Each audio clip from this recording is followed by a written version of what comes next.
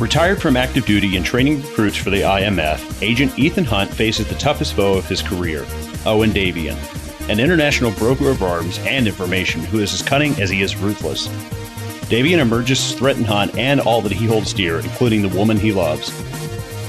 Welcome to another feature presentation of Midnight Double Feature, and on this episode, we'll be covering 2006 Mission Impossible 3, directed by J.J. Abrams.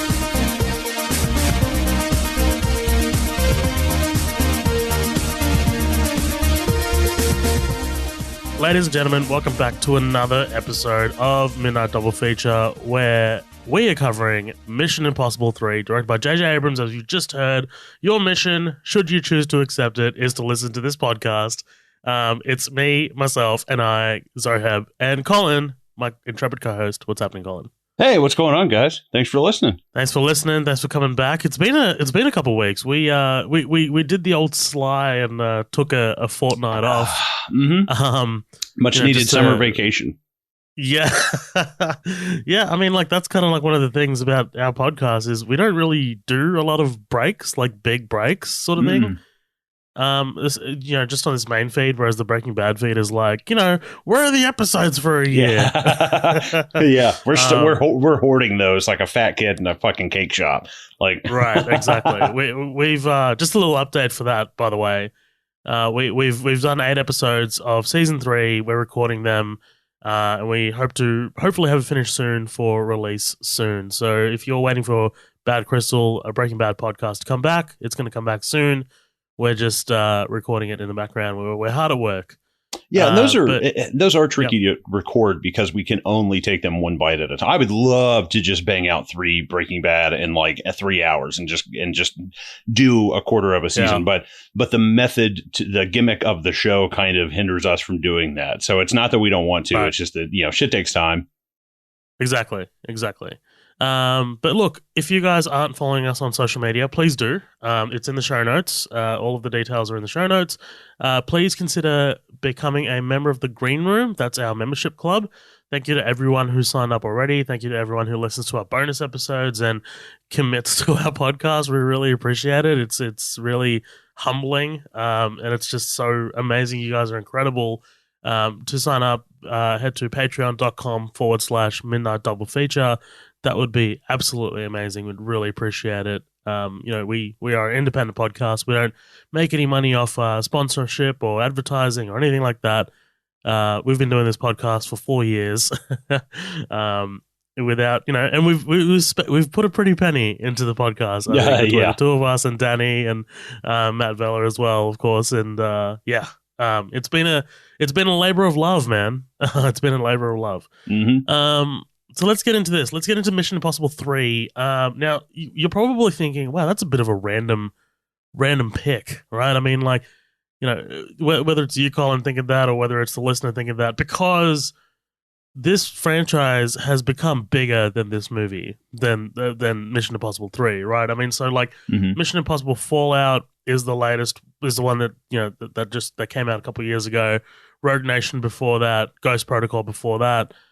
And those 3 movies feature like these massive sort of like stunts from Tom Cruise that like honestly kind of really control the narrative of those movies more than anything. Like people want to go see those movies because of those. So Ghost Protocol was obviously the big infamous Burj Khalifa sort of scaling where he climbed outside that building. Is that the one where he broke his foot? No, that's the last one. No, that's right? Fallout. So Rogue Nation was when he's kind of like on the side of a plane as it's taken off, like a big sort of like Hercules aircraft. And Fallout was obviously that one where you kind of like did a halo jump out of a plane, which is awesome.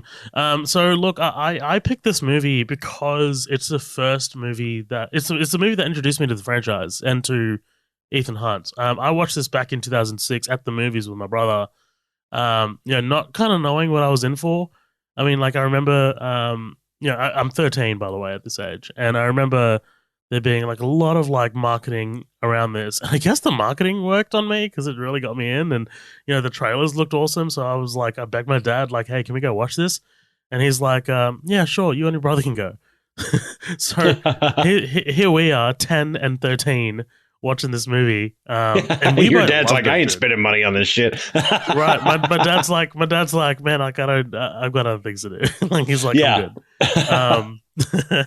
But we both ended up loving it. And I remember, picking up the DVD as soon as it came out, and just being enthralled by, I hadn't seen this kind of action before. Like, it was a different sort of action. It was a little more, like the structure of the movie is really interesting because you're introduced to this character Owen Davian, and you've got that in media res moment at the start. If I do want to fucking take my head and shove it way up my ass and be a film critic, where we open with like that scene right at the beginning, and you're like, what the fuck is going to happen? And the action scenes are incredible. Like the highway sequence, like when they're in the middle of that kind of like ocean sort of bridge thing. Oh, and you've yeah. got the drone, and I'm just like, I've never seen action like this. And I was like, this is awesome. When they're on the bridge from True Lies. Yeah.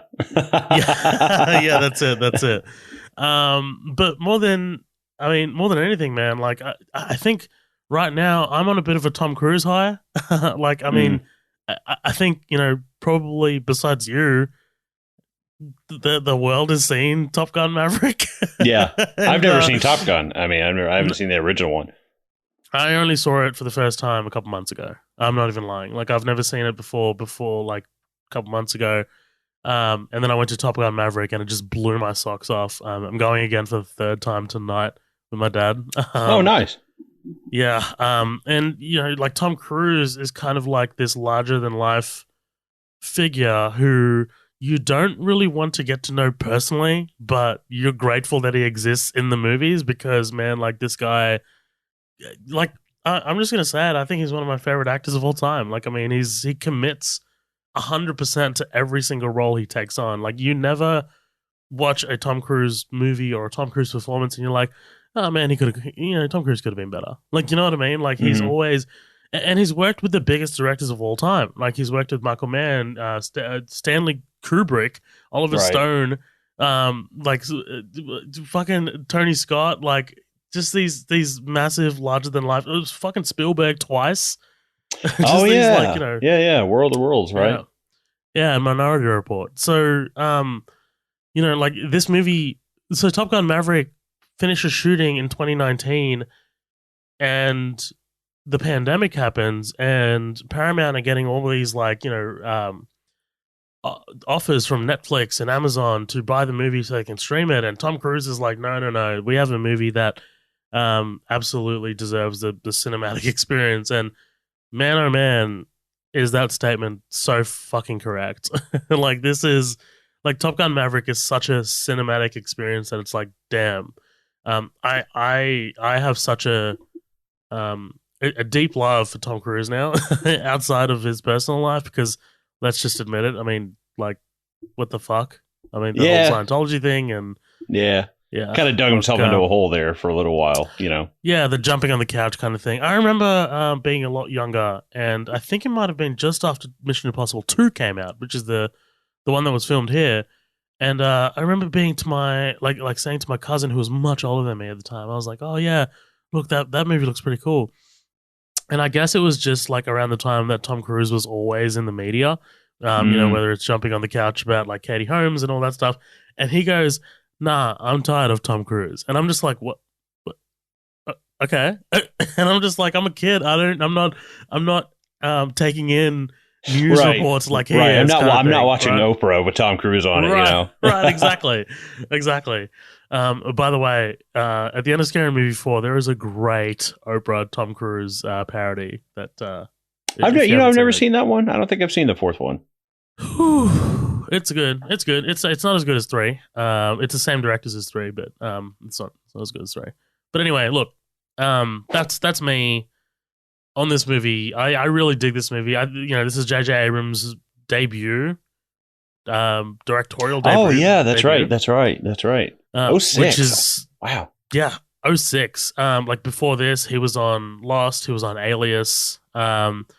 Alias is what Tom Cruise was binging when Tom Cruise actually gave him a call to direct this movie. He was literally like, oh yeah, I kind of like this guy's style. Do you know who was in the director's chair before this movie? Oh shit! Actually, I Before don't. Tom Cruise, I'm before really, J.J. Abrams. I'm really, really not. This is like the only one I've seen all the way from start to finish. So I don't know shit about this franchise. So who was it? David fucking Fincher. Huh? That's Yeah. maybe okay. You talking about like you're not saying he did the second one. He was going to do the third one. He was a name tossed around. Right, he was name tossed around. He was so the first one was directed by Brian De Palma. Second one was John Woo. Third one was this. Okay, And gotcha. yeah, I think it's been and Abrams ever David since. Fincher. Sorry, Has it been Abrams ever since? no. So Abrams stepped away from this after, and then the fourth one was Brad Bird, who did The Incredibles and Ratatouille. Right. The fourth one's pretty good. I think it's a little overrated. Everyone says it's the best one in the franchise, but I wholeheartedly disagree. The fifth one was where you got the director now. So Christopher McQuarrie, who did the first Jack Reacher, he wrote Yeah, Usual The Suspects. Usual Suspects. Yeah. So Yeah. Mm-hmm. so he directed 5, 6, and the trailer for 7 just came out, and part 8 is the last one. So I guess they found their director. So they're only doing 8 of them, and the 7th one is about to come out. Right. 7th one is going to come out next year. The trailer for it came out already. It's called Dead Reckoning Part 1, and then I guess the second one will be called Dead Reckoning Part 2. Okay. Gotcha. Yeah, that makes sense. So Fincher has... That's a lot. That's a lot to take. It's a lot to take in. Yes, It's I know. a lot. This is a whole new world for you. This is a whole new world for you. And I was like, I know I'm going to have to handhold you through this. Yeah, pretty much. Yeah. So here's a quote from Fincher. He says, I think the problem with third movies is the people who are financing them are experts on how they should be made and what they should be. At that point, when you own a franchise like that, you want to get rid of any extraneous opinions.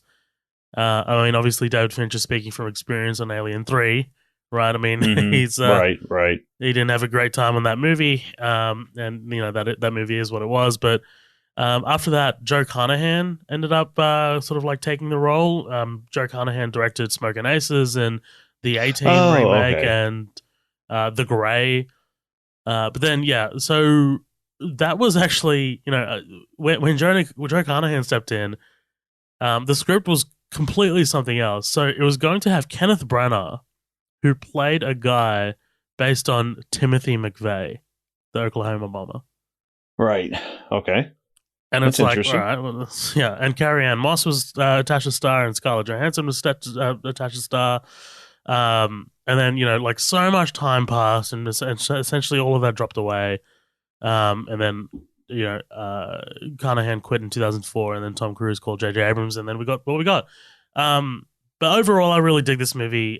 You know, this is such a good, sort of well-directed action film. Like, you know, how often do we cover straight up action films? Like, you know what I mean? Yeah, right. I'm saying, like, take away the fantastical elements, like take away, you know, the wasteland in Mad Max, whatever. Hot Fuzz. You know, yeah, it's like yeah. But like a straight up action movie. Like not really, you know, Hot Fuzz is action comedy, whatever. Right. But yeah. But these are also like kind of like fall into the comedy category. Like, how do you cover these movies? Like, you know what I mean? Like, there's not that much meat to chew on here. Like, you know, there's not much substance here. Like, you know, this is one of those movies where I'm watching the movie and I really think it's incredibly well directed and well made, but there's no substance here, and I'm okay with that. Like, I'm okay with there not being a huge like emotional sort of like element that I can go home and cry about or whatever. Right. It doesn't make you. It doesn't stop and make you, you know, really kind of rethink things. You know, it's not like a Blade Runner. You know, it's not like like Prisoners. Yeah, in my opinion, it's 2 hours of pure entertainment, I think. But yeah, anyway, go on. What are your thoughts about this movie? Because when I suggested this to you, I was like, let's cover Mission Impossible 3. I immediately said, I'm sorry. Yeah. So my let me take a sip of my drink here. The closest I'd ever come to this franchise was I had the Mission Impossible N64 game. Nice. And that was pretty fun. And you did have like the face swapper thing like in the game, and I just thought that was so fucking interesting. That was 1998 or like 1999. I haven't seen or touched any of them since, not at all. I know about the stunts though, just from knowing, movie stuff. The news. Yeah. Right. And I do apologize ahead of it if I sound a little stuffed up. My nasal is shit. It's just clogged up right now. I'm there as well. Don't worry. Right. Yeah. Literally the same spot. Yeah. Literally, summer came around and just like blew the fucking doors off my allergies. But I don't. I wasn't in any pain when I was watching this, but I wasn't in any pleasure either. And I think that's the best way I can put it, is that it's cinematic junk food. I know like the term popcorn movie gets thrown out, but I don't even think this, like, to me, this is not like, I guess technically, yeah, you could call it a popcorn movie, but to me, it's just very quickly, it's fast food for cinema, and it's the equivalent of like the Big Mac. And here's the thing, though, I like Big Macs. I'll eat when I used to eat meat, I'll eat Big Macs. It's like I love that Big Mac sauce, sesame seeds on the buns, fantastic. But I'm not gonna feel good about it. Like, I'm not gonna feel good about eating it. But I'm not also like, but I'm still fucking eating it. You know what I mean? Like, so I have to like it to some degree. I didn't just get up and like, dude, I can't fucking watch this. I love Philip Seymour Hoffman in this, Ving Rhames, Billy Crudup. I was like, man, some of my favorite like character actors are just fucking so good in this. And of course, Simon Pegg for the 4 minutes he was in this movie. I'm just amazed. Like, I guess he filmed this, like right after, must have been right before or after Hot Fuzz. I don't know. It must have been. Yeah, it must have been during, right? I was going to say, yeah, it probably took him a day to film all of his shit. Right. Well, this was the introduction to Simon Pegg's character. He becomes a much larger presence in the later ones. Yeah. Right. So I enjoyed the cast and stuff. The story is just so, I mean, it's the problem. Let's chase this. Right. It's the problem with the genre. Same thing with horror movies. Same thing with buddy cop movies and stuff. That doesn't mean I don't enjoy them, but there were definitely some like cringy, like, oh God. But I'm also watching this. I'm like, man, it's 2006. It's J.J. Abrams' first real big movie. For all that considered, I mean, I give it some slack. I don't like this movie, but I respect it. I respect the fact that it took the franchise. From what I've read and what I understand about it, the franchise was starting to fall into a lot of those kind of like James Bond pitfalls, and the second one I think got a little, especially when you said John Woo, I was like, oh, okay, there you go. I understand now, like where that franchise was going. So I think that there is something that, they're not quite to the level of spectacularness that like the Fast and the Furious franchises. Those I won't watch. I can't sit down and enjoy them. I think they're just utter trash, and I just can't get behind them. I've been told I'd like the fourth or the fifth one, or maybe Tokyo Drift. I've seen the first two, and that's it. And if you like them, hey, that's fine. I'm not trying to be judgmental. I just think they're total crap. But the thing is with the Mission Impossible movies, I think there's a lot more heart to them. I think there's a lot more character development. But, they introduce a lot of characters, and I want to know a lot about them.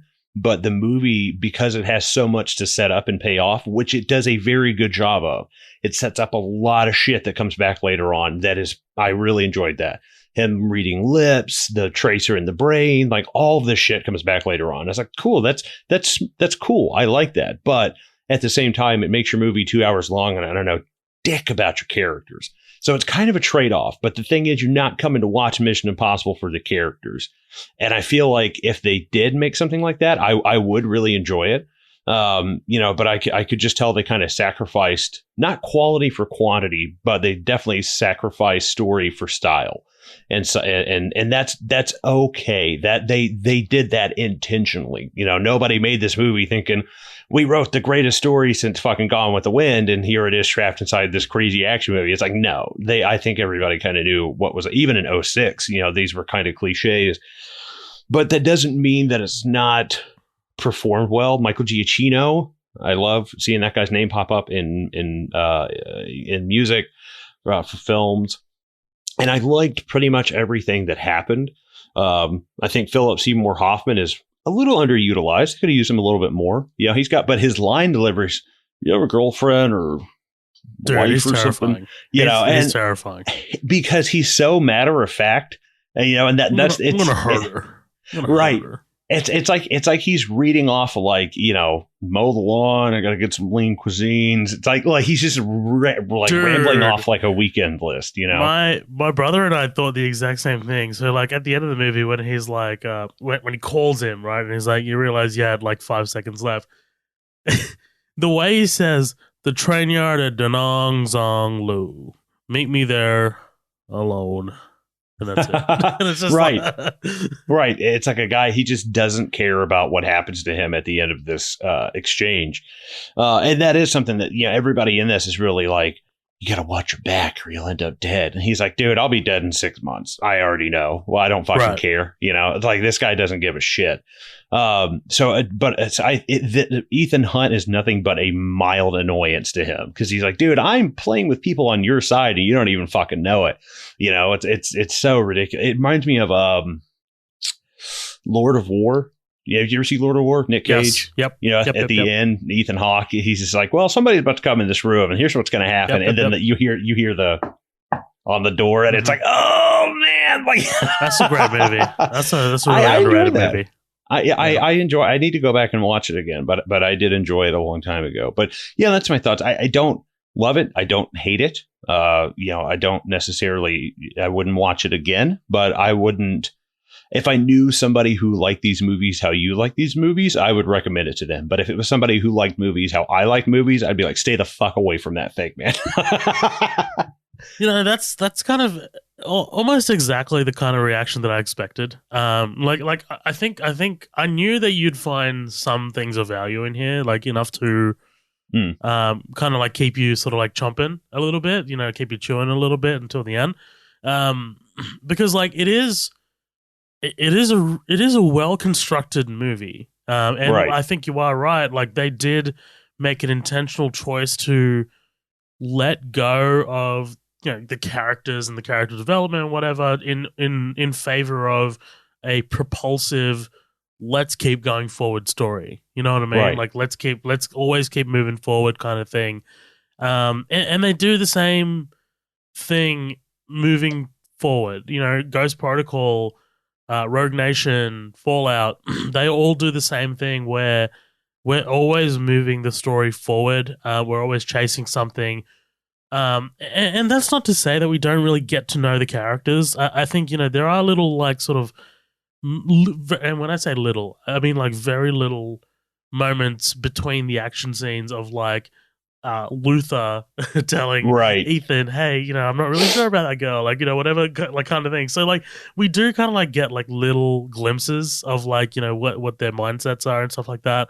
And Ethan obviously gets married in this one, and there's very, very tiny things, but like, I think when you come to the action genre, and we've definitely seen it done better elsewhere, right? Like Mad Max Fury Road, I think has a ton of heart. Oh yeah. And you're able to find moments of solace with these characters, with those characters that you don't really get here.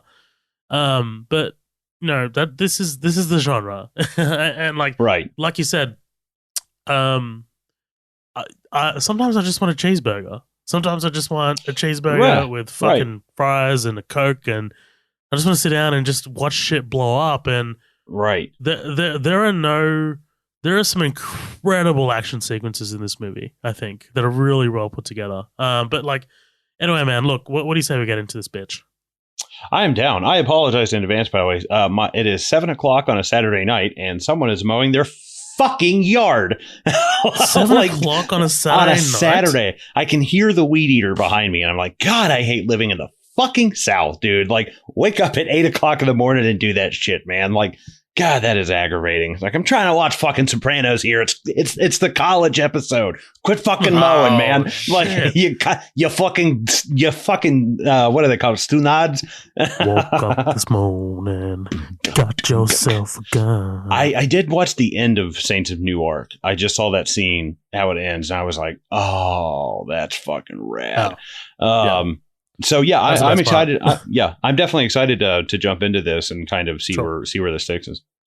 By the way, rest in peace, Ray Liotta. Right? I mean, right. I wasn't even fucking thinking about it. Yeah, I was like, wait, he's in Mission Impossible, and I was like, son of a bitch, you're the one who brought it up, you fucking Stunad. Well, I guess in this case, rest in peace, Philip Seymour Hoffman. Right? I mean, man, that was a whole thing. That just blew my fucking mind when that happened. I had no idea.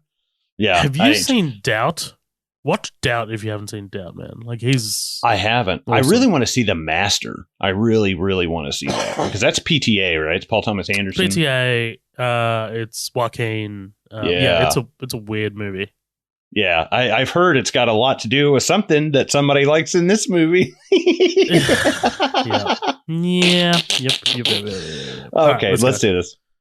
Like I said, it starts in media res. We are kind of like chucked into this scene that we are, we have no context for, but actually serves as a great little teaser of what's to come. Like, we're asking a lot of questions here.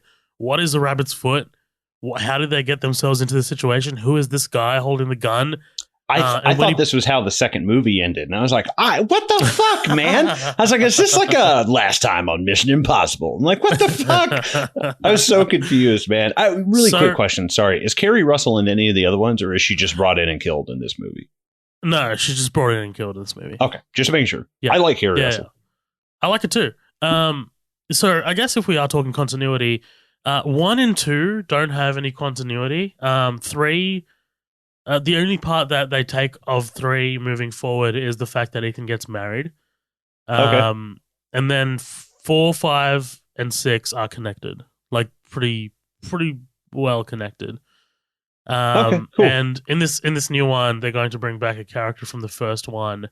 But so I guess I think they're going to try and do like sort of like a retroactive sort of like way of like connecting them. But we'll see how we go. But but yeah, there's not so much continuity with these movies. They're kind of like pretty standalone. By the way, the second movie is not good. I watched it again for the first time. I remember it being a massive deal when it came out here. I think I was like 7 or 8, and I just remember seeing Tom Cruise, like the poster, like he has this long hair in that movie, and like the poster is just him kind of like looking down. He's got like a scratch on his face, like it's bleeding a little. And there's an explosion in the background, and like I just remember the marketing for that movie was everywhere because it was shot here in Sydney, and in buildings that I recognize, in buildings that I've now worked in, which is crazy. Oh shit! And it's it's a wild movie, and it's a movie that only John Woo can make. Look, it's trashy. I don't think it's particularly great. It's the only movie in this franchise that's not an A. I think every movie in this franchise is at least an A or an A plus. Like Fallout, like by the way, before we do get into this, I wholeheartedly recognize that Rogue Nation and Fallout are better movies than this, Mission Impossible 3, but this is my favorite. So like, sure, like there are right. Yeah. All right. What do you think of this opening though? Like the way it ends, and then we go into the title card, and oh yeah, I thought I'd missed something in the second movie. I'm not kidding. Like, I straight up was like, yeah, I guess I need to go back and watch a recap or something. It's like flipping between Stranger Things season 3 and 4. It's fucking been so long. I don't know what the hell happened. I thought it was interesting. I don't. The problem that you do reach with these movies, though, is I will say that I felt at no point that they were in danger, maybe except for his wife. What's her name? Julia? Julia. Yep. Julia. Because I assume she would get killed and probably, not really ever get mentioned again in the series. I was amazed to find out she's pretty much in all of them. And I was shocked. I was truly shocked. Into She's in two of them. Oh, is she in two? Okay. Even that, I was just beyond belief. Like, holy cow, they're actually still following with this character thing. They didn't just, write her out and say that she couldn't handle life and in between two movies or something, like so many movies would do. They actually brought her in for another one. And I was like, that's really cool. Ethan, it's like, dude, I obviously know this guy's going to be fine because, he's got a movie coming out next year, and unless he's Ethan Hunt's twin brother, Ethan Cunt. I think this is probably going to be. About to say it. Fuck. I think this is probably the same guy. So I liked Philip Seymour Hoffman, and it was a bit of a nail, but just his delivery. It's just relentless delivery because at some point you are Brad Pitt. I'm like, what's the fucking rabbit's foot? Like, come on, like you're kind of asking the same question. Dude, yes, I think you hit the nail on the head. This intro does such a great job of introducing Owen Davian and his calmness, as he's kind of like counting up to 10 and, he's like, it's not in Paris, 5. Like, it's just like, and then right. And then he shoots her in the leg, and he's like, "You don't think I'll do it?" And it's like, holy fuck, man! Like this guy is on both sides of the spectrum. Like he's both cool, calm, and collected, and he's a fucking monster. I'd really enjoy it. I really enjoy watching this opening sequence. Yes, good. But then we go into the title card. I like these title cards. The later movies kind of like show you. It's such a bizarre choice. The title cards get longer in the later movies, and they show you kind of like flashes of like what's to come in that movie. So it's like, why are you showing us little clips of like things that we're about to see? But okay, like a magic 8-ball of credits, right? So we meet Ethan Hunt. I guess this is his sort of like engagement party, or I don't know what this is. Like this is like a I think so. Yeah. Anyway, so they're having a party. We meet Michelle Monaghan's character, Julia, and Jesse from Breaking Bad, Aaron Paul. Well, yeah, I was like, man, I'm so glad that like, because had Breaking Bad started yet? Was that 05? No, that was 08. Oh shit, 08. Yeah, I'm glad to see that he probably, because I heard Pinkman wasn't really supposed to last any longer than like maybe a season or two. Right. And they were going to kill him off. And, I'm sure this helped him get that job. But I'm really glad he was able to break that typecast, and not get stuck doing movies like that. Absolutely. We get a look in on the fact that, like you said, comes in really important later. He's able to lip read, right? Like Wanaka. And they're like, what the fuck? He could hear us? Are you serious? Uh-huh. There's one actor that I really want to mention here. If you guys have seen Heroes, it was a very early 2000s TV show with Hayden Panettiere, Save the Cheerleader, Save the World kind of thing. There's one actor in here. His name's Greg Grunberg. He's J.J. Abrams' sort of like favorite. He ends up being in Star Trek. He ends up being in the new Star Wars very briefly. But he's that guy who, as Tom Cruise is telling him, I work in the traffics division, and he's like snoring. Oh, yeah. I've seen that guy in a bunch of shit. Right. He ends up being in a bunch of things. He receives a call. Yes, is this Mr. Ethan Hunt? This is Ready Travel Resort Services. We'd like to offer you a chance to win an all-expense paid trip to Mexico. And we obviously know that this isn't a telemarketer because Cruise's face just changes. It's like, oh shit! Like, right? What if it was? And he's like, "What did you just say to me? Is this Mr. Ethan Hunt? You put your name in at Los Hermanos Mexican restaurant, and we want to put you in for a cruise. I'll kill you. I'll kill your whole family." Yeah, he just starts like threatening him, like Taken. Yeah, he has a very particular set of skills. So he tells Julia that he needs more ice. And I love the quick shot of him throwing out the ice outside. Goes to the convenience store and he meets up with Billy Crudup, right? I mean, Dr. Manhattan himself. Hell yeah. Dr. Manhattan himself. This is the first thing I'd seen him in before Watchmen. And I was like, damn, like that's. Yeah, I was going to say, I think mine would have been Big Fish, but I didn't. He really caught my eye in Watchmen. He's just so incredible in that. Yeah. But he's kind of like serving the sort of like, let's reel him back in, right? Like Ethan Hunt is now retired, but let's get him back in. We need you sort of thing. And he's like, take plenty of photos of the party for me, taps the disposable camera. And obviously that's the device in this movie that gives him his mission briefing.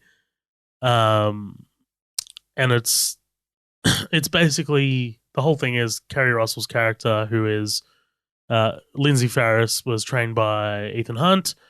She got herself captured in Germany by Owen Davian and his men, and Crudup sending in search and rescue. He was hoping he wants Which I smelled bullshit. Not like, oh, I knew he was a bad guy, but there was something kind of up that, like, for one thing, it's like they never go back for these people. They always leave them to die if they get caught. So it's like, that's kind of weird. Why are they bringing her back?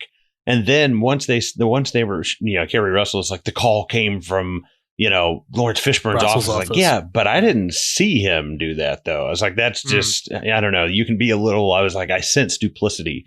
I sense somebody trying to pull something on me. Right. I sense something like that. But yeah, I just thought that was a little odd right off the bat. I was like, I was like, wait, didn't I leave him to die? He's like, no, normally we just leave him to die. And I was like, oh, okay. As long as we're addressing that. Which is an awesome, it's such a cool spy concept. It doesn't really get used in the Bond movies. It's more of a Jason Bourne thing of like, like if you get captured, the government has no knowledge of you, and we'll leave you to die. Like, that's such a cool. I always thought that was a great espionage concept. I was like, damn. Right. So yes, Ethan's curiosity gets the better of him. He takes the camera. He accepts the mission briefing. Obviously, we get our famous Mission Impossible line. Your mission, should you choose to accept it. And this will self-destruct in whatever 5 seconds, blah, blah, blah. That's in every movie. It's a staple of the Mission Impossible franchise, as was the TV show that it's based on, the 1960s show. Oh, yeah. By Bruce Geller, I believe. But yeah, Ethan's lying in bed with Julia. He comes up with an excuse saying that he has to attend an important conference, and she says it's late notice, and he meets up with Luther right on the runway. Luther Stickle. So Ving Rhames is in all of these movies. He's kind of like the only recurring character who appears in every movie, outside of like Simon Pegg, who obviously is introduced in this movie. But yeah, no, I'm pretty fucking far from okay. That's like all I can. I love picture. him in these movies, man. I love him in these movies. So I had seen this before Pulp Fiction, right? So in Pulp Fiction, he was always the guy from Mission Impossible for me. Oh my god. I love it. He's in one of my favorite trashy comedies, The Goods. It's like Jeremy Piven, Catherine Hahn, David Ketchner. They sell used cars, and he's like a retired professional bowler that started selling used cars. It's a bad movie, and it's tasteless, and it's not politically correct at all. But I love it. I saw it when I was really young and just fucking fell in love with it. And he is. He plays he's like, I've never made love to a woman before. They're like, really? He's like, no, hell no. Like, I've had sex with dozens, maybe hundreds of women. I've been in threesomes, foursomes, fivesomes. I've had golden, diamond, and platinum showers. And he just starts naming off all this shit. And it's like, Ving Rhames, man, you're a funny motherfucker. It's like, you just don't see him do a lot of comedy. And every time I see Ving Rhames, all I can see is the fucking professional bowler from The Goods now. And it's so wrong to his filmography. That's so funny, man. Maybe you had to be there. I don't know. Oh, shut the fuck up. Yeah, you know where I had to be for 2 hours? Watching this fucking piece of shit. Oh, yeah. Oh, my God. All right, let's get to Germany. Right. So this is our first massive action set piece. Hey, there's 4 of you. You can go in quietly. You don't need to set up 4 turrets and. Yeah, I guess I looked away when the turrets were set up, and then I went like, "Holy shit, is that really necessary? Why don't you just have 4 guys that control 4 turrets, and then you have 12 turrets? Like why do we have like extraction teams if we can just blow this whole right? Why don't we just blow this whole goddamn building to pieces? I don't know. Right. Well, I guess Lindsay's in there, so maybe not. Yeah, there you go. That's true. But man, like, if we are looking at the first big action sequence of J.J. Abrams' career, not fucking bad, man. Like, No. I think it's like the way he shoots it's pretty. There's a lot of handheld stuff in here, which I don't love too much. Mm-hmm. I think the handheld stuff gets a little wild in this movie overall, but like it's propulsive. But we're able to make out what's going on. It's really chaotic. There's fucking glass everywhere. It's it's a pretty well shot sequence. Like let's take this Germany sequence in sort of like two parts, right? So we've got the rescue itself of Lindsay, and then we'll do the helicopter chase. So, like all throughout, like he's like, man, at some point we got to get over this whole getting married thing, and he's like, what? Who? Julia? You don't even know her. This is all good stuff. Just the banter and all that shit. I really enjoy. There's Maggie Q's character who's down in the sort of like basement or sewer or something. She's kind of like getting ready to kill the lights, and this other guy, dude. Do you remember this? This guy used to be in everything. What's this guy's name again? Jonathan Rhys-Meyers. He was in everything, man. At one point, he was in so many things. I'm trying to think of who he is. He looked familiar, but I was like, man, I can't fucking put a name with a face for whatever he's been in before. Okay, so he was in Bend It Like Beckham was a big one for me, obviously. There you go. Match Point was another big one. But then he kind of like went to do like a lot of TV. I think he was in The Tudors or something like that. Oh, okay. Maybe that's what yes, he was in The Tudors. From. And he played Elvis in an Elvis TV show, which he won a Golden Globe for. What the fuck? Okay. Oh, he was in the Dracula TV show? And he's actually Irish. Yeah, there you go. Interesting. Yeah. All right. So they rescue Lindsay. I do love this is adrenaline. You're going to feel this. Like that's awesome. And obviously she springs to her feet. They get into a gunfight. And then they're heading their way out. Maggie Q's character grabs a laptop. I love the little moments of like the grenade falling out of the guy's hand and she's having to jump through the fucking windows and all the while you've got Michael Giacchino's like score going like in the background and shit like that. It's a little cheesy, but I'm out. How many bullets you got? Enough. Like it's cheesy. A little cheesy. Jesus. Oh man, I love it. Give me that sauce, man. Oh God. Anyway, so they rappel down to the truck where Luther's picking him up. I love it's a little editing thing, but I love him hitting the detonator of the explosive that he threw, and just the pause between him shouting Luther and then the explosion above him. Like, he looks over the truck and he's like, Luther! And then like right above him, you can just see the explosion of the fucking entire level. It's awesome.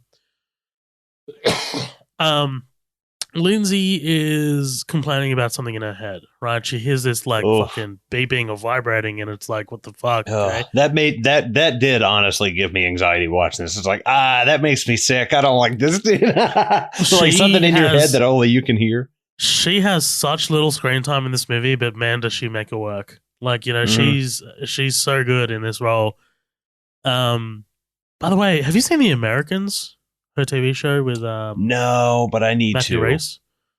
Yeah, it's good. I'm partially through it. It's I'm on season 2 of like 5 or 6 seasons. What was her big thing? Felicity? I think that was the big Felicity. thing. Another J.J. Abrams. No shit. Was it really? Yeah. Was that big in Australia? No, I don't think so. No one talks about it here. I was gonna say because it wasn't. I mean, I was a kid when it came out, but I just remember that being on like the WB and that being a really, you could watch that and then like Buffy. And I was like, man, that's pretty fucking cool. I think that's a good show, but I never watch it. But I like Kira Russell. She's good. I like it too. And she's weirdly hot. Like it's a weird hot. I mean, 50-50. Like she's very unique. She's uniquely hot. Like I can't think of a lot of other actors that look like her or women that look like her, but she looks like she could definitely take a punch and give a punch. There's something attractive about that. For sure. All right, let's move on from objectifying women. I dig this helicopter chase. You know, helicopter chase in movies. Yeah, they're not they're not super common. There's a better helicopter chase in Mission Impossible Fallout. It's all practical, like it's actual helicopters flying. This is like CG stuff, but Yeah. yeah, this is still good, still great action. But I love the tension. I love the tension of him like finding, like kind of like doing the X-ray and finding the pill in her skull and letting her know that it's a time release charge. You know, they did training about this, and she's like, "Oh, time release, like whatever." And he needs to short out the thing in her head, and it's like, "All right, like let's charge up the defib and let's go." Uh, and he's too late. And like, man, when she's like, "Ethan, thank you," and you hear the sound of the charge go off in her head, and it just sounds like this. Right. And man, like this watching this as a 13-year-old traumatized the fuck out of me, man. Yeah, well, this was wild. And she goes all like dead-eyed. You know, she's like Paul, and Paul, you know, when he touches people, his eyes go over that gray. And there's something about that was like, wow, that is just really kind of how somebody dies, huh? It just kind of and then that's it. You know, I could have done without the helicopter chase. Honestly, just if they had like picked her up and one lone last dude who's half dead shoots their helicopter and shoots something that fucks it up, and now it's smoking as it's flying through the air and shit. Like I could have bought that because I really don't like the CGI on the helicopters. I like it's dated now. Yeah. Even for 06, it's like, yeah, come on, man. Like there was not great, but good CGI in 05, 06. And I feel like I like them shooting out the flares and distracting the helicopter and stuff. But I was like, man, I really don't need both of these going on at the same time. This isn't a fucking Call of Duty game.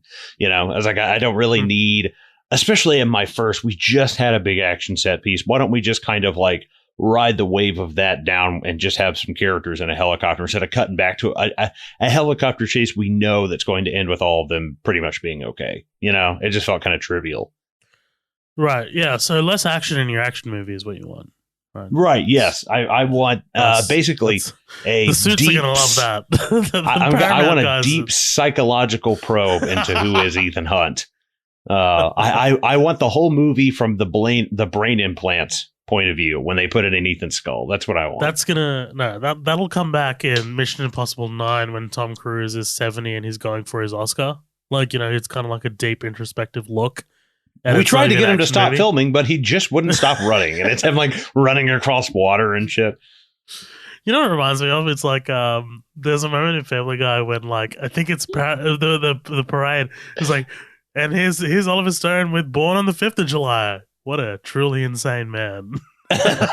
My favorite. I thought you were gonna say the Tom Cruise one where he starts running and they're like, you know what? That's why Tom Cruise is running all the time. And it's like gay thoughts following him. He's like, you can't catch me. And it's like him running.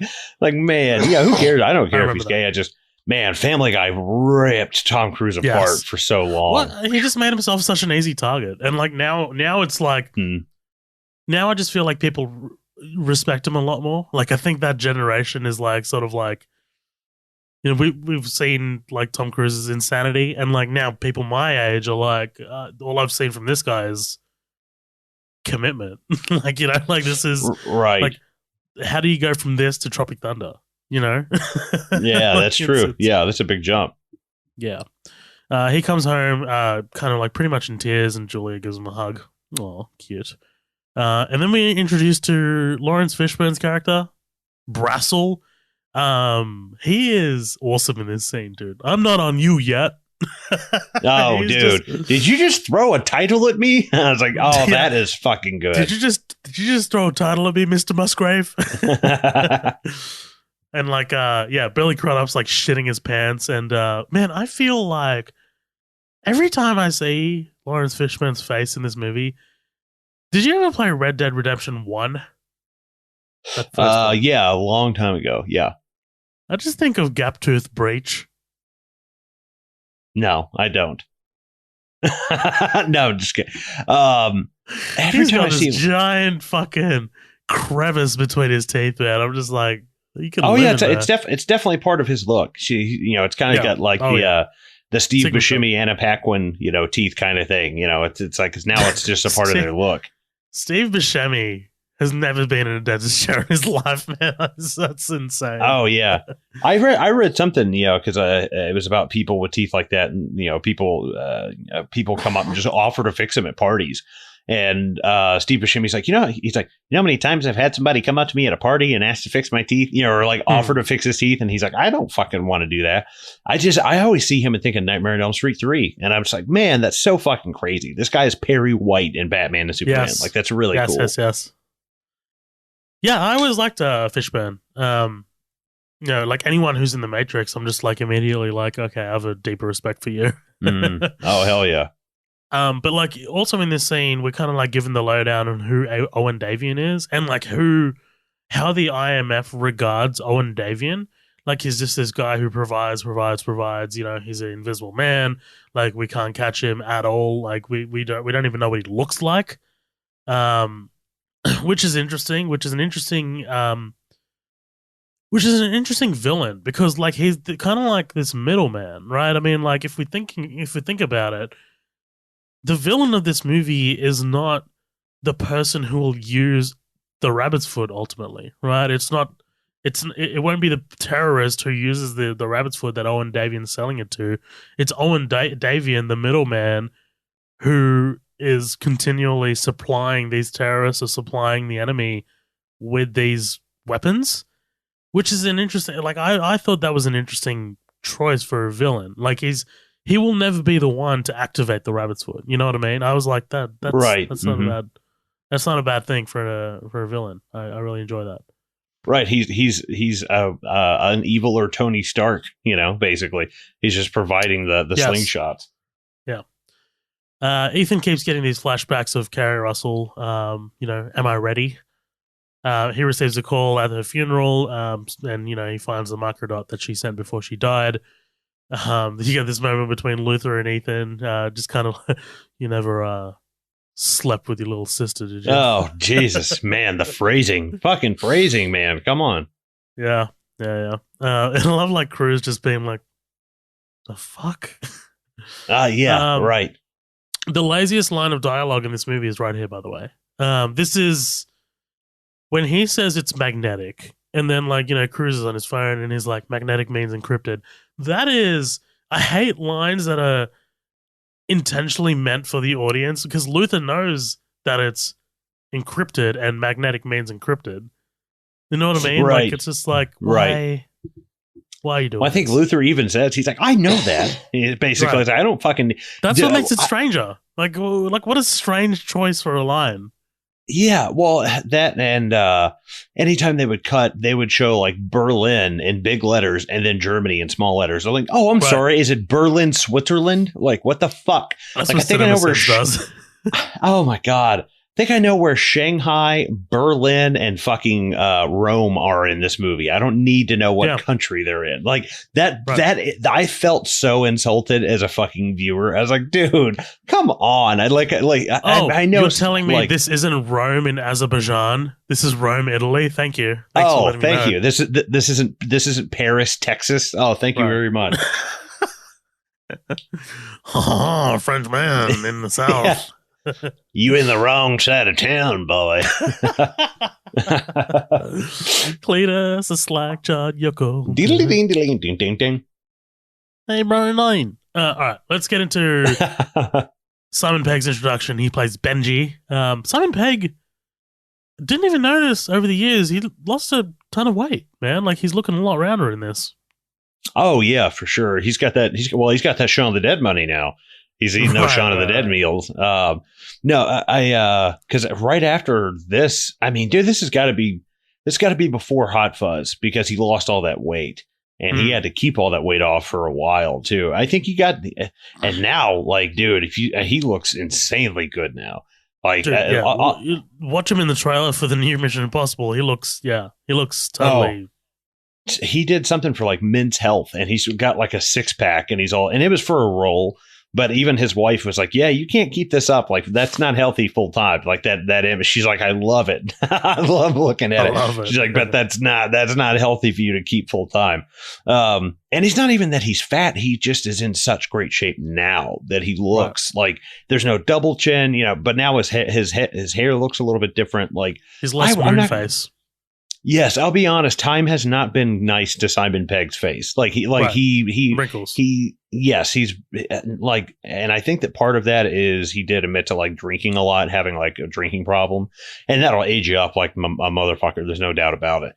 But it's just, you look at like Nick Frost and it's like, how does Simon Pegg look worse than Nick Frost now? I love them both. They're like two of my heroes. But it is kind of funny seeing him. Like he looks like a little kid who's just come home from school and is about to have a snack. Like he looks like a little British kid. Mummy. I'll tell you what, man. Like this moment here. So he's going through just how terrible the state of the hard drive is, right? And he's like, it's got a hole in it and stuff. Like, I love his like energy that it brings to this, but like also when Ethan's like, "What's the rabbit's foot?" Like, that's the whole question throughout the movie. And maybe as a kid watching it, I was like, "What the fuck is a rabbit's foot?" But like, obviously now it's not that important because all you just need to know is that it's a nuclear device. That's it. But I love Pegg's explanation here. Like the anti-god, and whenever I see someone selling something for this amount of money, I always assume it's the anti-god. And he's like, it's something that can lay waste to buildings and parks and streets and children's. And I always love the touch of him adding ice cream parlors in there. He's like an ice cream parlors, and I was like, what the fuck? Okay, that's so random. But this puts the fear of God in Tom Cruise's face, right? He's like, I always assume it's the anti-god. It's like, oh shit, okay. But right. Yeah. Mystery tech, lots of money being put into it. Nuclear sort of thing. That's what we're dealing with. End of the world kind of stuff. Ethan meets up with Julia. They share a moment here on this roof, right? She's like, am I ever going to know? And they end up getting married, they make out, whatever. It's cute. It's nice. I enjoy it. I enjoy it because it gives like Ethan something to lose. Right, and it's something that comes into play in the later movies as well. And it's definitely realistic. Like this is his second trip in like a week, and it's like, and if she would have been like, okay, honey, have fun, it would have been like, wow, you married a dunce. But the fact that she like, no, this is the second time you've gone away in like a week and you never go away. Yeah, something's up. Right.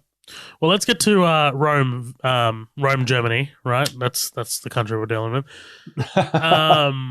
This from here, from this Vatican job to the breakout on the bridge is my favorite stretch of the movie. Like this is like a sort of like 25-30 minute sequence. Like I kind of like regard them together because they're sort of like this second act sort of thing. Sorry, I'm a bit under the weather. But yeah, so like they cause a traffic jam. They're like arguing with all these Italians and they speak with their hands, like very cliche Italians, right? Oh yeah. JJ, don't you ever change? Yeah, I felt like I was watching that Sopranos when they all go to Italy and you meet Furio for the first time and shit. Oh my god, such a good episode. Furio. This guy's in a turtleneck, dude. Like the one who's like yelling at them on the street. Oh yeah. God, I'd love to go there. Danny, our co-host, has been at least to Italy. I don't know about Rome. He says it's wonderful there. That'd be awesome. I'd love to go too. So Ethan scales the wall of the Vatican. I like this stuff, dude. Like it's all Mission Impossible. It's all very like the technology that will never exist that exists for this specific job. It's all very. It's entertaining. It's entertaining stuff. Like they shoot the security camera, he prints out the viewpoint of the thing and he puts it in front so it looks like it's looped. Like I don't really know how to cover this. I guess heist is what I'm going to call it because they steal Davian. Right. A kidnapping. Like, I think that's what when you heist a person, Zohab. Yeah, I think that's called kidnapping. But I say heist because it reminds me very much of Ocean's 11. Like, every team member has a part to play. Even the way it's edited is all quick cuts. You got the music. it's entertaining to watch, and it's like it just feels like a sequence out of Ocean's 11. Yeah, I was going to say The Italian Job. Like, that's all I could think of was because literally they're in Italy. Like, it's like all I could think of was The Italian Job. There's a sequence like this in every movie, right? So the first one was this break into Langley, which is the CIA headquarters. The second one was they're breaking into this building to steal a chemical. This is the third one. The fourth one, that's them outside the Burj Khalifa, which is the tallest building in the world in Dubai. The fifth one, they're kind of like breaking into this underwater vault, and Tom Cruise actually held his breath for 6 minutes. Yeah, he held that shit for a while. What did Kate Winslet finally beat him out or something? I think so. I can't remember on what. No, I can't either. But yeah, the both of them like 6-7 minutes of like a piece. It's fucking crazy. That's superhuman. Like that's actually superhuman. Right. I love the mask, man. I love the construction of the mask in this. Mm-hmm. Mm-hmm. Like it just basically has a big fat head and just chisels away what you don't need. It just chisels away. They change them. Like they change them for the next ones. So like they all like it's like the technology's advancing with the movies. Like in the next one, it's like this like sort of like water liquid based one. It's like a 3D print sort of thing. But yeah, like this. Essentially, they kind of like kidnap Davian. I love the tension with the voice changer. Oh like oh my god! Him uploading the voice, and he's kind of like holding him behind the door, and his security guard walks in, who looks like Goldberg, right? That guy is actually in one of my favorite movies ever, The Slammin' Salmon. He is a fucking hilarious character in that. He's in like the first scene, and he's great. And he's like, "Hey man, I ordered this tuna, but it's a little undercooked." And he's like, "Well, sir, tuna's a fine fish. We can't really." He goes, "Whoa! You think you're better than me?" And he's like, "Excuse me?" He's like, "You think you're better than me?" He's like, "No, I don't think I'm better than you." He's like, "Well, you're talking to me like I never eat a piece of fucking fish before." Dude, he is hysterical, man. He has me pissing my pants every time that movie comes on. But yeah, that one, he's such a small part. Dude, he's huge. When he stands up in Slammin' Salmon, like the waiter comes up to like his like sternum, like right at his bread box. It's like, what the fuck? That's crazy. Apparently he was a stunt guy, and that's how he fell into this. I heard this from Slammin' Salmon. They must have had a great time filming this, or at least like Philip Seymour Hoffman must have, because he's kind of like, he's hoofing it, man. Like, yeah, like he's doing that fucking gymnastic shit in the like to get up to the bathroom. Yeah. And, I mean, like in practice this would work because Tom Cruise is a short person, but like, how do they account for the weight change? They skip over that. Yeah, right. Yeah, it would look really weird if you saw Tom Cruise's body and Philip Seymour Hoffman's head on that body.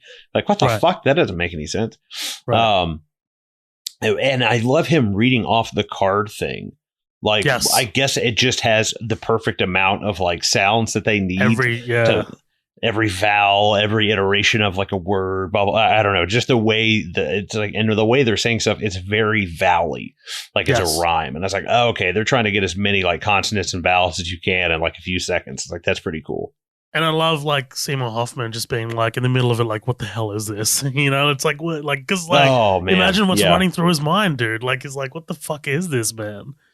You look up and see you staring at you back at you in the bathroom where you just were by yourself. Such a great edit. That is such a great edit, dude. Like he's like already like standing there, like looking down at him, and he puts his head up in the mirror, and it's like, what the fuck?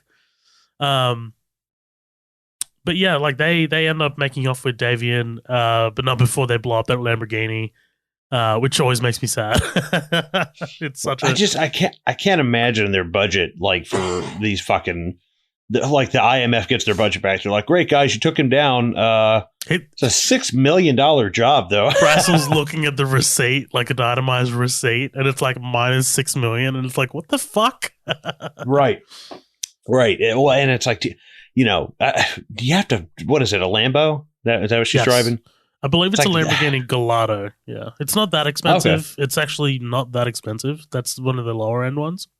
Was it like $250,000? I don't think it's I don't think it's that cheap. Yeah, okay, there you go. Oh, it's on the lower end. No, I get you though. I can't imagine being the expense reports guy and be like, can we take like a Ford Focus and put a Lambo shell on it? And then you a Toyota Prius and just blow up the Prius. I've got an old Jimmy S10 Chevy pickup truck in my backyard, and I feel like we could slap that Lambo. And you know the IMF team is like, no, it's got to be a real Lambo. And right. Like, fuck you, Ethan, fuck you. It makes me sad because I literally just bought a new car yesterday. Congrats! Yeah, I saw that. Thank you. And I'm like in debt now. Like I'm more of a debt than I did before. So like watching them blow up this Lamborghini, which you see cars blow up in movies all the time, but like, her just being like, it's such a nice car. And he's like, and yet, I'm like, oh, God damn it. You're like, your credit, you fool, your credit. They're going to come after you. You don't have gap insurance, you stupid bitch. What are you doing? Right. There is one shot in this sequence that I really love when they blow up the Lamborghini, and it's this shot of like these two old guys like looking to the background as it blows up, and like the tablecloth, like kind of like billowing. Oh yeah. Do you know what I mean? Yeah. It's a really quick shot, and I'm just like, that looks awesome, man. Like I love the way the explosion. I know exactly what you're talking about. Yeah, like it just gives a lot. Like it gives a weight to the explosion. It's not just an explosion for visual sake. It's like all these like cups and glasses flying, and it's like, damn, that's awesome. I did actually really love where he's like, hey, what's up? Nothing. What are you doing? What's up? Nothing. With you? Nothing. That had me laughing. I was like, this is pretty cool. Oh yeah. This sequence on the airplane. So I remember when this movie came out, this scene was what everyone was talking about. Like I remember this being on the news. Like I remember them interviewing Tom Cruise as the movie was coming out, and them kind of like showing off this scene of like Davian and Cruise kind of like just going like in this like verbal sort of like punch up, and this scene is awesome, dude. Like because this is the first time they're face to face. This is the first time they're kind of like in this like verbal showdown, and Cruise is Cruise. He's wanting the information, and Davian is just stonewalling him, right? Like he's right because he knows he holds He holds all the cards. Like he knows it, man. Nothing can happen to me because if they're capturing you, that means they want you alive because you have information. They would have killed me by now if they were going to kill me. So he knows straight up without them even asking him a fucking thing. He already knew just by being captured. Obviously, they're not going to kill me.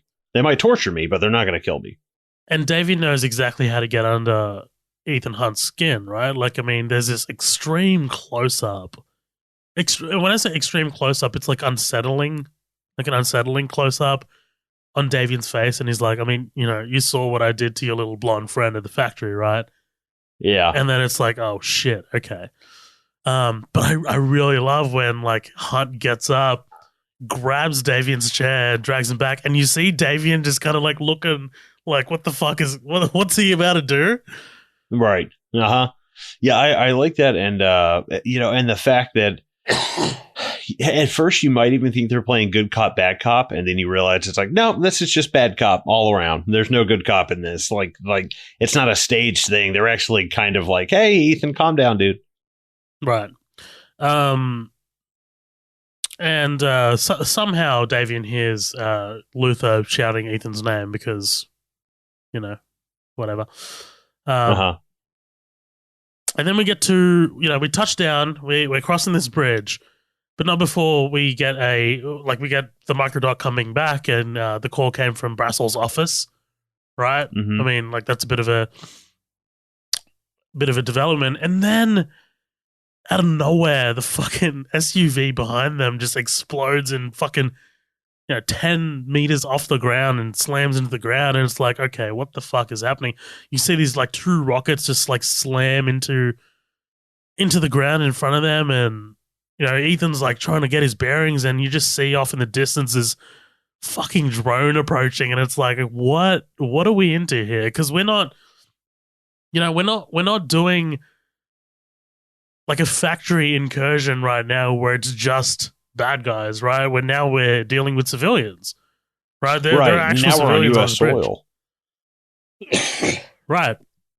We're on U.S. soil, but we're also seeing the strength of Davian right here and his clients, right? I mean, like, you'd imagine that this is either Davian's guys or this is his clients' guys trying to protect their investment. Yeah, and how many people like don't, man, if this guy goes down and somehow they make him to talk, like a lot of names are going to get out there that shouldn't be out there. Absolutely. Love the shot of the helicopter rising up behind Ethan, man, and like, Ethan knowing immediately like that, oh shit, these are not friendlies. The helicopter takes an elevated position and it just starts firing at all these fucking civilians, man. And this might be one of my favorite action sequences in any movie ever. Like this is like the way it's put together, the frantic pace of it, Giacchino's score. You got Cruz running for Davian, trying to like let him, like trying to open it up, and the guy getting shot inside the armored car. But then like you got Cruz running back to the car, and in the background, in that one shot as he's running, are the canisters, like the chemical canisters, just coming out from the helicopter in that same shot, and I'm just like, damn, like I am on the edge of my seat. I'm like giddy, man. I enjoy it a lot. But like, yeah, so Cruz runs back for this giant as fucking G36. He has to put it together. Love this drone coming by as well. And this foam shit that they use to crack open Davian's armored truck. Yeah, oh yeah. That shit was cool. I like that a lot. I was like, man, just, like not an explosive because you don't want to fucking kill the guy, but also at the same time, you need something basically to what? It just corrodes the metal, I guess? Yeah, and you just like kind of like tap it open. And obviously my favorite shot in the entire movie, right? I mean, is the drone firing its missile, Ethan getting out just in time, and he slams into the fucking car. Oh yeah, I do remember when this came out, seeing that image everywhere. I saw it fucking everywhere when this movie came out. Yeah, that doesn't make it not impressive, man. It's I mean, like that's Cruz doing the stunt himself as well. Oh yeah, but yeah, it's awesome. But like, yeah, there is like after that happens, there is a sense of desperation because Cruz puts the gun together. He takes out the drone and he just starts sprinting towards Davian, who's now escaping on the helicopter. And I love Davian's just like cold stare at him, like just like he's like, all right, man, I'm out in the wind now. And, it's a level playing field now. Oh, yeah, more than level. This is a one-sided fight for sure. Right. The interesting thing about, this whole fight scene is the fact that it's not just like, the civilians are just running off and everybody's fine. It's like, no, they're having to put like tourniquets on people and shit, right. Yeah, this is an outstanding sequence, man. This is one of my favorite sequences. Like I said, in any action movie, let alone any Mission Impossible movie, I don't like I said, I think Mission Impossible Rogue Nation and Mission Impossible Fallout, the later two, are better than this movie, but I don't think either of them have matched the intensity of this action sequence. Like, I think Giacchino's score is just top notch, and the way it's filmed is frantic for a reason, and yeah, it's beautiful. It's beautiful to look at. And I think you definitely see J.J. Abrams using a lot more shit that he was reliant on in television, the shaky cam, the real close-ups, because in TV, you don't have as much of that image to play with. TV, you have a shit ton of close-ups. So I feel like he's just kind of playing to his strengths at the time, and he's grown so much as a filmmaker since. I don't even think about him when I think of television anymore, Absolutely. No, absolutely. He's 100% bigger than that now. The other thing that I wanted to mention is the use of drones, right? I mean, the use of drones in any combat sequence is still pretty new in media back then. Like, I mean, we hadn't really seen that kind of warfare before. And I was like, when I found out that was a drone, I was like, shit, like that people are piloting that as a 13-year-old. I was like, damn. But anyway, so like so Davian's in the wind. Ethan calls Julia's brother Jesse. I'm just going to keep referring to him as Jesse. Yeah. And this begins this whole kind of like, where the fuck is Julia? This guy, this EMT, this guy dressed up as the EMT is a creepy dude who puts that thing on Oh, Julia. hell yeah. Absolutely. Like, and I'm sorry. He's a diddler. She just doesn't react fast enough to some guy sticking something on her. I'm like, no, man, there's just no, like, she just kind of stares at it. She's like, like, oh, you "What's put that?" a sticker on me. She's Right. like, "What's that?" Right. Like, I could see if this was a little kid, like dotting something on you, but like a 40-year-old man who like does a lick and stick on your arm in the ER, it's like, get the fuck out of there. Right. Ethan then receives a call from Davian, right? You know, you have 48 hours to give me the rabbit's foot or she's dead. Julia's life for the rabbit's foot. You have 48 hours or she dies. I even love, Ethan, last time I saw you, you had a watch. like he's just this guy who notices everything. Ethan is then cornered by the IMF. He tries to make a run for it, but he's tasered and taken back to IMF headquarters. Looking like Hannibal Lecter. Have the lambs stopped screaming, Nicole Kidman? I mean, Clarice. I love it. And she's Holmes. Australian now. How about that? No, I'm just Australian. kidding. Apparently she's always been Australian. I didn't realize this. Yeah, she's always been Australian. What did you think she was? I thought she was American or something. I didn't really think anything of it. Man. The Australian media is really proud of her, dude. We always see her all the fucking time on TV. I had no idea. I honestly didn't. Well. I apologize to the Sydney Opera House. I'm sorry. So Brassel is speaking to Ethan, who can't speak back. He's saying that he will bleed on the stripes to make sure they'll stay red, which is interesting because what are your thoughts here, like, while he's saying this? Because, like, I mean, now we have an inkling that Brassel is crooked, but is he saying this to overcompensate, or is he not the mole? I mean, we find out that he's not the mole, but, Right. I mean, it could just be saying it to save face and not be really honest about it.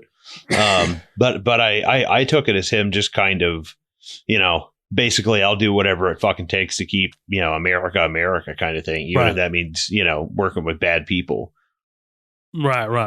But like Fishman's like line delivery is awesome, man. Like, he's so good. He's fantastic. I mean, like, there's a reason why he's been working in the fucking industry for 40 years. So yeah, back when he was fucking Larry Fishburne. Right. Larry. Jesus. So unexciting. Boys in the Hood, by the way. He's so good at Boys in the Hood. But all right, here we go. So Musgrave sneaks Ethan a little blade, right? At this point, we're wondering why he's helping him. Is it because he's his supervisor, or, he's got other interests, it turns out? Is he in love with him? Right. Does he want to fuck him? Right. I love this thing in the elevator, dude. Like, we push in on each of the guards as they're kind of like looking on like towards the door, and then it just pans down to Ethan, and then all you get is a little, and then like he fucking springs into action, and it's like, damn, these guys get their asses whooped. Yeah, absolutely. Ethan managed to break out of IMF, pretending to be Brassel over the radio. This is one guy, dude, who's like, it's Hunt. He's like, okay, obviously, because Brassel's standing right next to you. It can't be Brassel. Yeah, is he just doing a really good impression, or did he grab one of the vocal things, I guess? No, I think he's doing a good impression. Wow. I wondered, I was like, how the hell is he doing this? I thought, I was like, well, I mean, they have the technology, but does he just carry around one of those spare ones just to be sure? Ethan manages to escape. He ends up going to Shanghai, which is wild. I mean, I love Shanghai. And the rest of the team meet him there, and they decide how to break into the building to steal the rabbit's foot. And it turns out Ethan wants to do a fulcrum, right? Which is basically swinging from one building to the other and then letting go of his cable so he can land on that building, which is wild. Fulcrum sounds like a sexual act. Like, Yeah, it dude, does. she hit me. She hit me with the fulcrum. She The hit me with the fucking fulcrum, dude. And then my dick broke in half. Yeah. Well, Yeah. you know what? You know what's interesting? We've covered like two movies, two movies in the last 2-3 months that both have interesting entrances into Shanghai buildings. Oh yeah, Dark Knight. Yeah, The Dark that's Knight. true. Yeah. I forgot about it. Yeah. Yeah. Wait, and also real quick, how the fuck did they all know to go to this apartment? Is that what he's lip syncing to him? Yeah. Look, Excuse me. I imagine that it's Musgrave putting them together. Yeah, for sure. Because For sure. I mean, like if Musgrave needs Ethan to steal the rabbit's foot, then he's going to need his team as well, right? Right. I thought that I was like, I don't know. They never really said exactly what he was lip syncing, but I don't know if he was lip syncing something about Shanghai or if it was written on the back of a matchbook he shoved in his ass whenever he was all tied up. Like, I have no idea. Well, no, didn't so Davian told Ethan on the phone about Shanghai, right? Honestly, I don't know. It's your pick. That's why I'm asking. I have no idea. I'm blanking. It's fucking early here. Yeah. Well, also, it's like it's another plus and minus of this movie is it's like it doesn't even really matter because matter. you know we need these 4 people back in a room to plan this thing. Right. But I love how quickly this plan fucking pretty much. I mean, like it works, but it goes to shit, right? So Ethan swings across. He's like, dude, the shot of him like sliding down the windows is awesome. Because it looks like completely vertical, but it's not. I remember that being in the trailer, and I was like, "Is he like falling, like down a building?" Like, yeah, they make it look like completely vertical. And I was kind of, I don't know, because I think at one point it's Ving Rhames in the background who's like, "Man, this is going to make what was that big score that they did?" Langley. Yeah, Langley. Yeah. Man, this is going to make Lindley look like blah, blah, blah. And then you don't even see anything of it. It's just like them out in the car. And then all of a sudden it's like, oh, Ethan's running, but he needs help. I was like, nothing. I didn't see any of it, though. I was like, I mean, don't get me wrong. I'm not complaining. I could not stand another 15 minutes of this movie. You know, that would honestly be too much. I think they blew that. You can only do that once. And they did it on the Venice job. Oh, sorry, the Rome job. You know what I mean? Like, I think if you had 2 of those in one movie, it's just too much, which is why they decided to truncate this one. Which, yeah, I'm not complaining. Like I said, I was like, man, I'm confused as to, why make a comment like, oh my God, it's just that this is going to be the craziest thing ever, and then not show it. That, oh my God, this is the craziest thing ever is what you say before the one we actually see, not the one off screen. I think what it was referring to was the fulcrum, though, right? Like, that was the fucked up part. Like, the rest of it was going to be like, oh, okay. Because the fulcrum was pretty fucking wild. Maybe. I think that's also is that a fulcrum? The thing the infamous, is that what it is in the first one? No. So he does a fulcrum in this where he jumps off the building and kind of swings to the other building and he lets go of his cable and lands on the building. Right. But I think maybe that's what Luther's referring to when it's like, oh shit, this is... No, because like all he does in the first one is just rappels down from a roof. Right. That's what I was saying. I was like, wait, that's called a fulcrum? And I was like, I'm so confused. Yeah, I feel like it's a weird line to really hype up a scene that's going to be short and shown off scene for the most part. But I'll tell you what, though, I do like the abruptness of like Ethan just being like, look up, and then like just fucking jumping out of the thing. And, I love that something didn't go to fucking plan for once. It's like, dude, this is like, he needs to have like 6 bullets in him and be like, oh, bleh, bleh, fucking throw it up. Like, but I mean, I guess that's why he's such a, obviously he's not an amateur. He wouldn't be doing that. But just that one job that goes wrong, In the next few, they do these plans and like they start to go wrong and they kind of like need to adapt for them. It's like the next ones are a bit more inventive in the way these things go. But anyway, so we get this car chase. It's actually a pretty cool car chase. I love like Ethan leaning out along the road and shooting out the tires. And I mean, this is building security. Like, I mean, did they get paid for this? What the fuck? Right. Yeah. Like, these guys ought to be in every fucking major metropolitan city. These guys are going way above and beyond. They're in like a different county now. Right. Can you imagine these guys out in 9/11? Yeah, imagine these guys just covering, basic police officers. Right. Like they did such a better job. Right. Ethan finally, it's such a Deus Ex Machina, but I kind of like it. I like that they're not able to get reception for so long, and like the clock is ticking. The clock is ticking, and then like he's able to get the call because we know he's able to connect the call. Like Julia's not going to die because of bad reception, right? So the call connects, and Davian's like, you realize you had 5 seconds left, and it's like, oh shit. Yeah. Well, then it's like, man, IMF has fucking better, cell coverage than that. I hope. Right. Someone give me a satellite phone. Right. Hell yeah. So Ethan tags the rabbit's foot with IMF's tracker and tells Musgrave to send an army after this thing if you don't hear from me in this many hours. Ethan then goes to make the trade-off. He gets knocked out, wakes up in the scene that we saw in the beginning, which is Davian threatening Julia with Cruz watching, right? And I kind of this is kind of like cold, man. Like this is like, because obviously he shoots his interpreter who failed him in Rome. Right. That's who it ends up being. But like the reasoning for doing this is intense, because Musgrave comes in and he says, you can't just open the can. We had to make sure it was real. And it was like, fuck. Okay. Like, like that was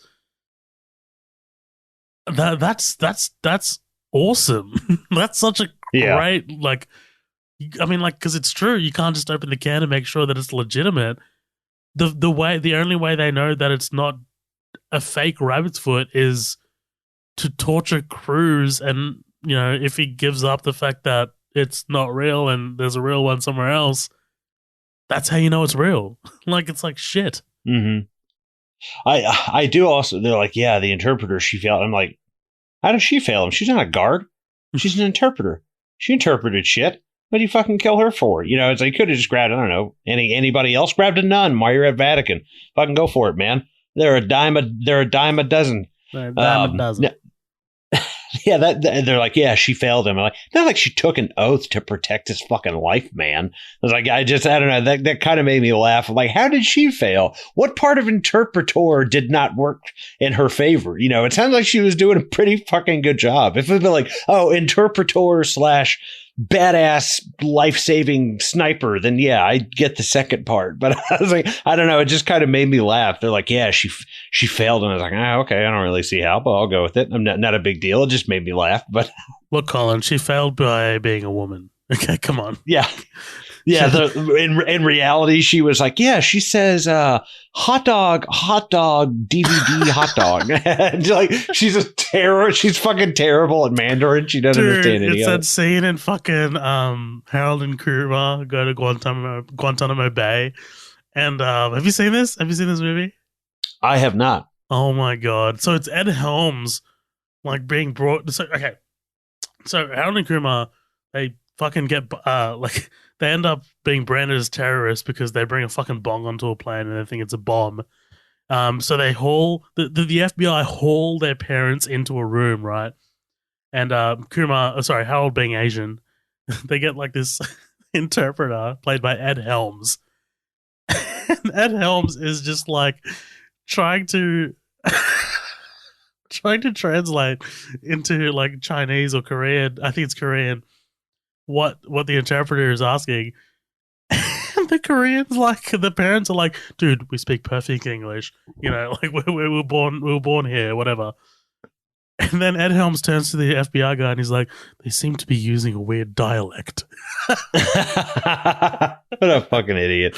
Fucking stupid movie. If you can talk about Slam and Salmon, I can talk about that. Fuck you. Oh, for sure. One of those guys is working for the fucking White House now. So yeah, it's pretty crazy. Who? Cal Penn? Yeah, Cal Penn, I'm pretty sure That's I'm pretty sure he came out and I think he came out as gay, and he came out like he was working for Obama. I don't think he still works. That's awesome. He's the former associate director of the White House. That's awesome. That is fucking crazy. Wow. So Hunt breaks out, right? that close up shot, by the way, of like Musgrave holding the phone up to Hunt's face. That's Hunt. That's Tom Cruise biting his own hand. That's actually Really? him. Yeah, that's his own hand. Man, I've got to watch that. How the fuck? That's so strange. What? I mean, I get it. You're just like, hey, yeah, just have him bite. If you see it, it's like this, and he kind of like bites his like thumb. Ah, okay, gotcha. Yeah. He's giving himself a fake reach around. Once you know, yeah, exactly. Once you know that it's his own hand, it's pretty obvious.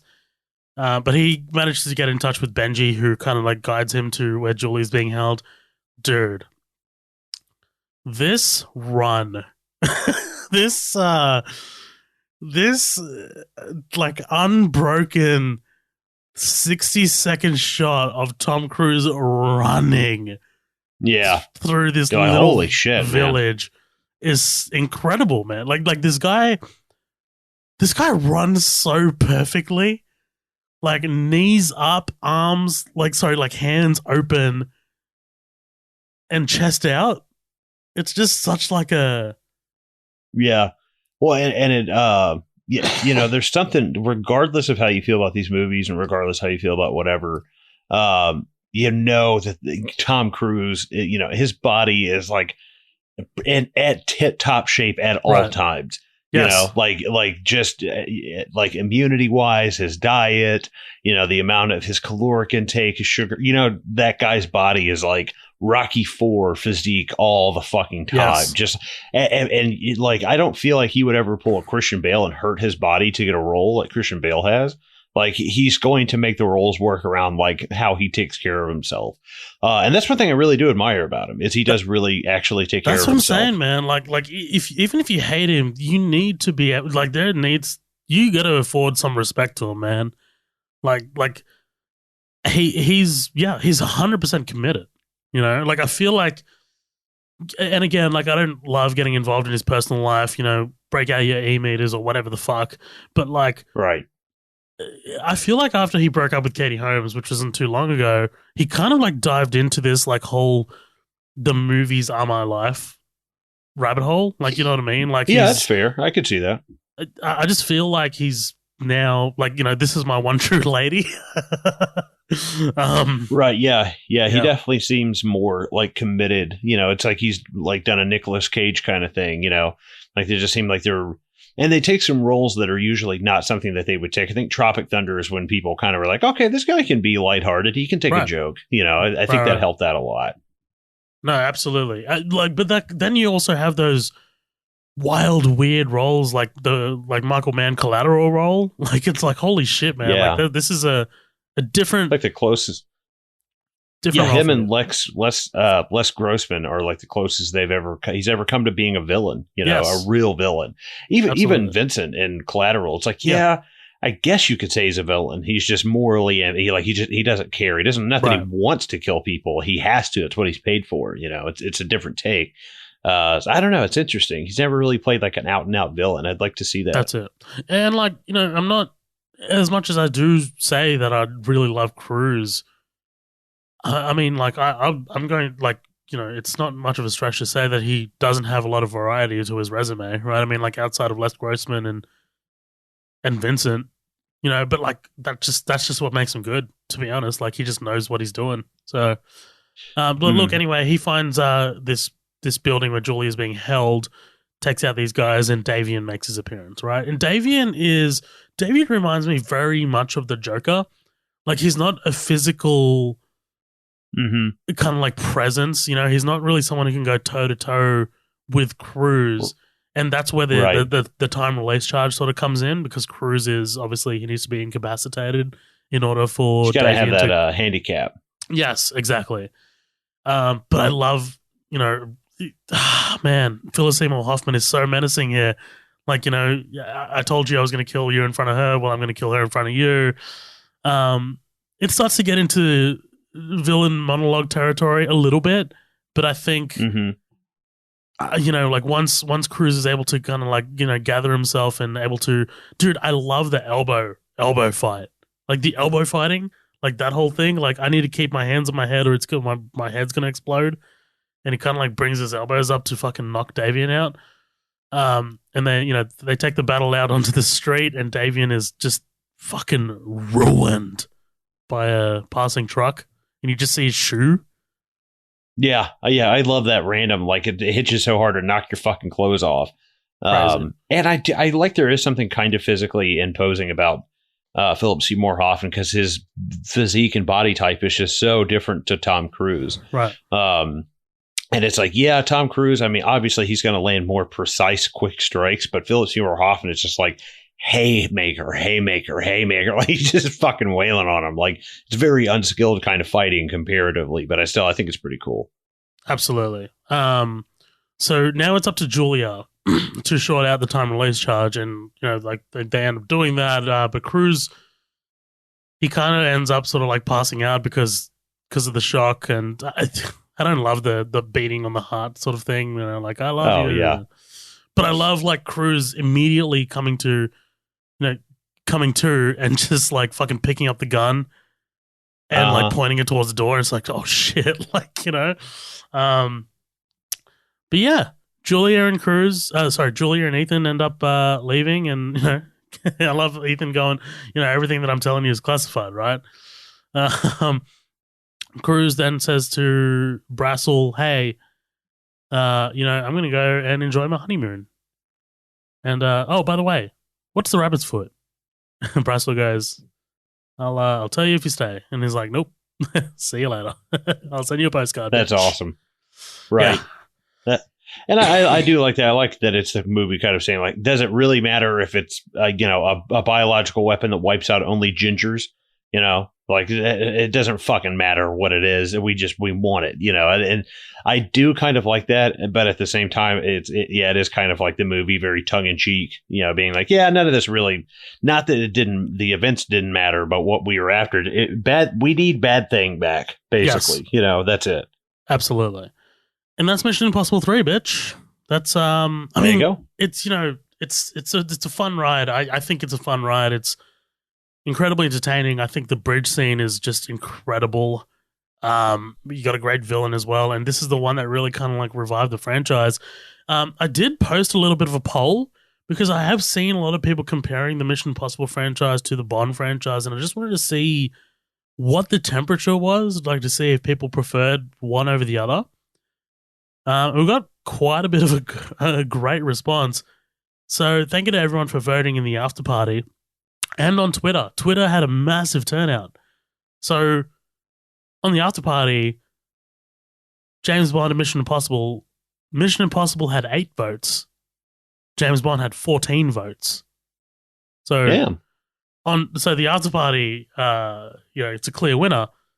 But if I go to Twitter, dude, here we go. James Bond, 46%. Mission Impossible, 54%. Damn, it's still pretty close. Out of 48 votes. Thank you to everyone who voted on Twitter. Really appreciate it. Yeah, that's pretty cool. Thank you, guys. Yeah. We got a few comments. I'm going to read a few on Twitter. Thank you to everyone who commented. Shoot the Flick says, honestly, I've seen 4 of them and I couldn't tell you which ones I've seen. They all run together. Yeah, kind of. The later ones do, I think. Baldurant Tea Cozy says, this was number 3, the one with Kerry Russell. Wow, how time flies. I remember it as a solid entry to the franchise, worth a revisit sometime soon. Philip Seymour Hoffman always understood the assignment. Movie Psycho says, feel like this one saved the franchise, and once Christopher McQuarrie took over the series, it's been one of my favorites. Can't wait for the next one. 5-Day Rentals Podcast says, an incredible franchise with something to offer in each installment. Ben Miller says, the movie that unlocked the Ethan character as well as the importance of the team as a whole, the best villain, and probably also Cruise's best Ethan performance. Yeah. Wow, we got so many comments, dude. Paul says probably one of the best out of the bunch. Makes me want to watch it. Stu World Order says I've only ever seen the second movie, which I hear is the worst. It's rough. Carlo on the Movie Loot says it's my favorite in the franchise. It has one of the best incorporations of the team element, genuine stakes, the best villain of the franchise, and one of the most tense kick-ass action sequence in that bridge ambush. Dude, 100%. Corey D says fucking Hoffman was a fantastic villain in that one. Yep, absolutely. Do you have any comments you want to read from the Arts Party? I tried pulling off the post. I can't even fucking find it. Oh, I pinned it. We've got two short ones. I'll just fire them off. Thanks to Jesse Privet. Love you, Jesse. He says, really love this one. PSH really killed it in his role. And Luke Noonan. Thank you so much, Luke. Probably my favorite all-time franchise. Really enjoyed this one. Philip Seymour Hoffman was fantastic as a villain. Dude, across the board, Philip Seymour Hoffman. Just love. Yeah. All around. All around. I think even someone like me who does not, I was like, man, I don't even really like action movies. I'm like, that's not true. I love like Speed and Heat and Collateral, just not these kind of movies. Right. But I think that there's something undeniable about him, in this movie. It's like, he's not even really that compelling, but he's just such a great, again, not a guy you see that takes a role like this all the time. Right.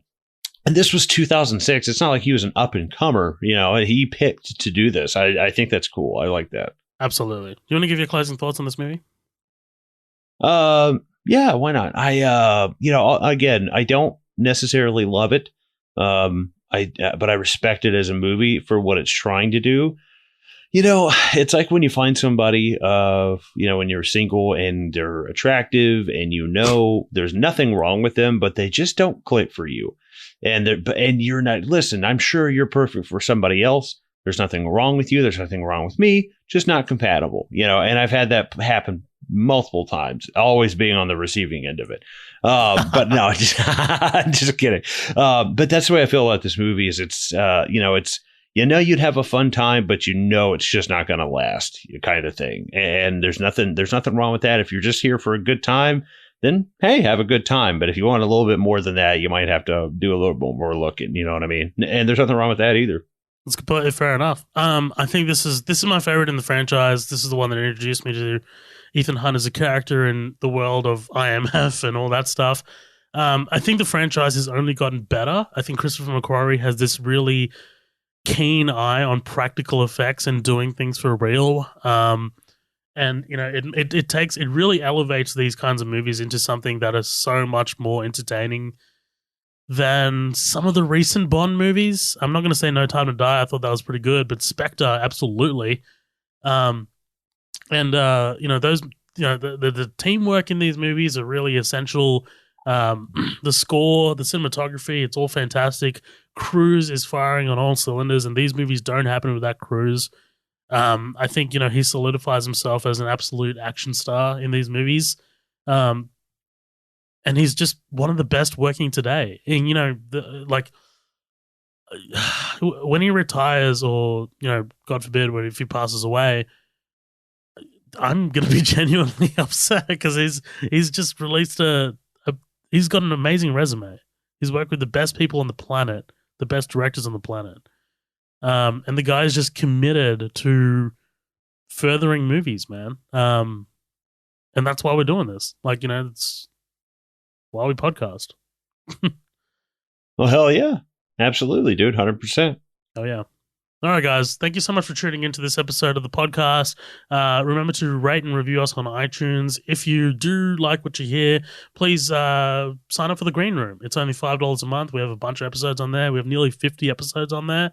We're about to drop our Stranger Things season 4 coverage on there. So if you do want to have a listen to that, you can check that out as well. It's patreon.com/Midnight Double Feature.